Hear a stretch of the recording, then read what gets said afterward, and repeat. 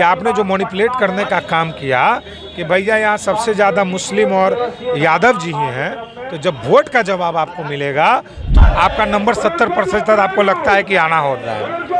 आपको एग्ज़ाम में 45% नंबर दिया जाता है। आप खुश होंगे कि ना खुश होंगे? यहाँ घुसपैठ कर रहे हैं, उन लोगों को धकिया के भगाना चाहिए ताकि यहाँ के लोगों को हक मिल सके, यहाँ के मुस्लिमों को हक मिल सके। उनकी जो भागीदारी है वो क्यों होंगे? क्योंकि आपने मेहनत किया, परीक्षा दिया और घर आके मिलाया तो आपका नंबर बनता है 70 और आपको आया 45। तो वही चीज़ है 1931 के बाद जो जातिगत जनगणना 1931 में हुई थी, उसके मुताबिक जो 2023 में जो जातिगत जनगणना का आंकड़ा जो पेश किया गया, उसमें तो जनगणना ऊपर होना चाहिए था, ना कि नीचे होना चाहिए।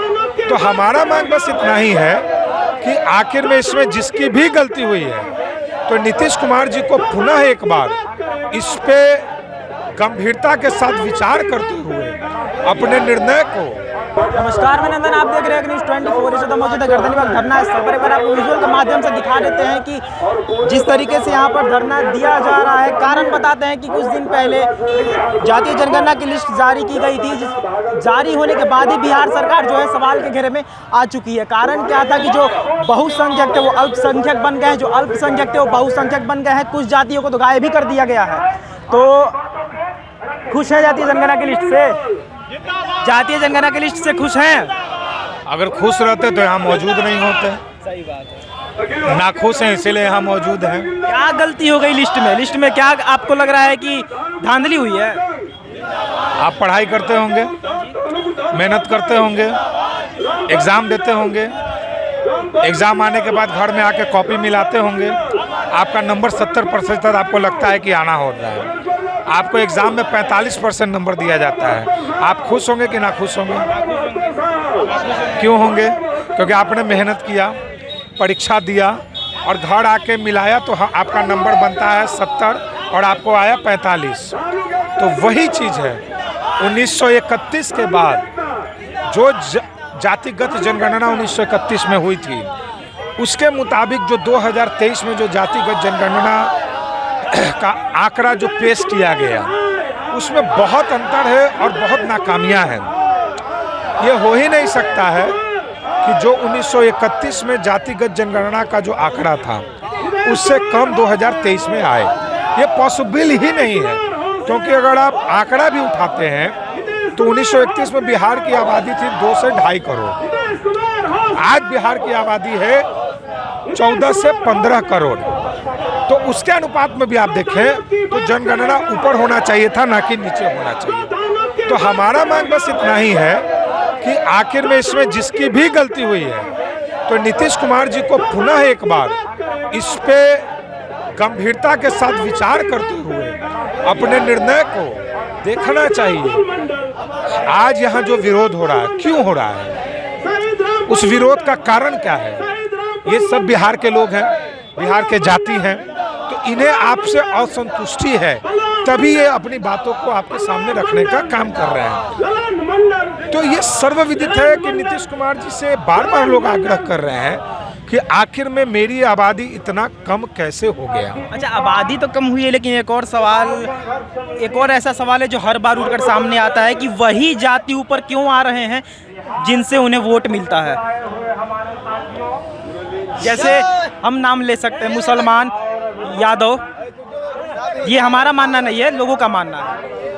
आप आंकड़ा दर्शा के मैनिपुलेट कर सकते हैं, लेकिन वोट की ताकत तो नहीं बदल सकते हैं। जब 2024 और 2025 में वोटिंग होगा तो उस वोटिंग से पता चल जाएगा नीतीश कुमार जी को कि आपने जो मैनिपुलेट करने का काम किया कि भैया यहाँ सबसे ज़्यादा मुस्लिम और यादव जी ही हैं, तो जब वोट का जवाब आपको मिलेगा तो आपको पता चलेगा कि संख्या किसकी थी। अच्छा, आपके दरवाजे पर कोई खटखट हुई थी जातीय जनगणना के सर्वे को लेकर? बिल्कुल नहीं। मैं तो पुनः कह रहा हूँ कि 500 करोड़ का भी घोटाला किए हैं नीतीश कुमार जी। और क्यों किए हैं कि भैया मैं जिस क्षेत्र से आता हूँ उस क्षेत्र में किसी ने भी किसी प्रकार का भी कोई भी जनगणना का कार्य मेरे भवन में, मेरे मोहल्ले में नहीं किया है। ये मैं चैलेंज के साथ कह सकता हूँ। अच्छा, अल्पसंख्यक और बहुसंख्यक को लेकर जिस तरीके से बिहार सरकार दावा करती है कि जो अल्पसंख्यक है, यानी कि आप समझ सकते हैं किन किन जातियों को हम अल्पसंख्यक के दायरे में ला रहे हैं, उनको रिजर्वेशन मिलता है, उनको बहुत सी सुविधाएं मिलती है। तो क्या अब अल्पसंख्यक में ब्राह्मण, राजपूत से लेकर लोग आ गए हैं, तो क्या उन्हें भी वही रिजर्वेशन देंगे नीतीश कुमार?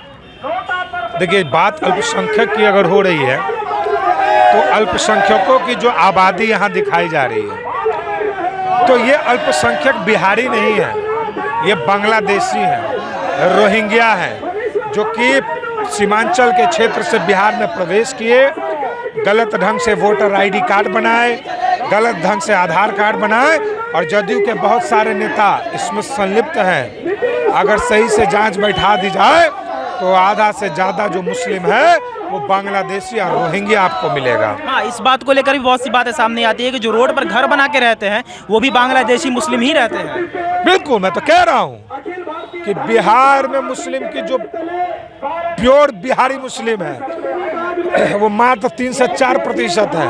बाकी जितने भी मुस्लिम हैं वो बांग्लादेशी हैं, रोहिंग्या हैं, जो सीमांचल के क्षेत्र से बिहार में घुसे हैं और उनको यहाँ दामाद बना के रखा जा रहा है। अच्छा, तो इससे क्या आपको लगता है कि यूनिफॉर्म सिविल कोड जो है, आपको पता कोई इसी के बारे में, तो वो जारी होना चाहिए या नहीं चाहिए? बिल्कुल, क्योंकि एक देश एक राष्ट्र एक कानून बिल्कुल होना चाहिए।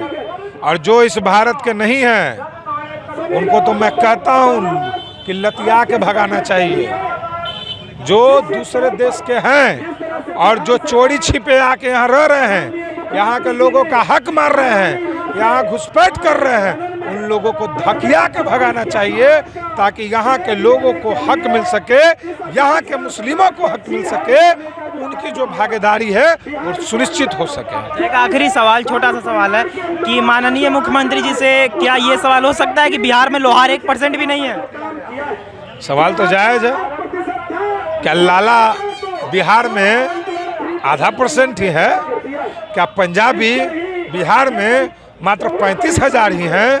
क्या जैनी बिहार में मात्र 12,000 ही हैं? सवाल तो हो सकता है। नीतीश कुमार जी, अपनी चक्षु को जरा खोलिए और देखिए, थोड़ा सा एक होता है आदमी का सुरूर, उस सुरूर से आप बाहर निकलिए और ज़मीन पे आइए, ज़मीन पे देखिए कि आपसे कितनी बड़ी गलती हुई है।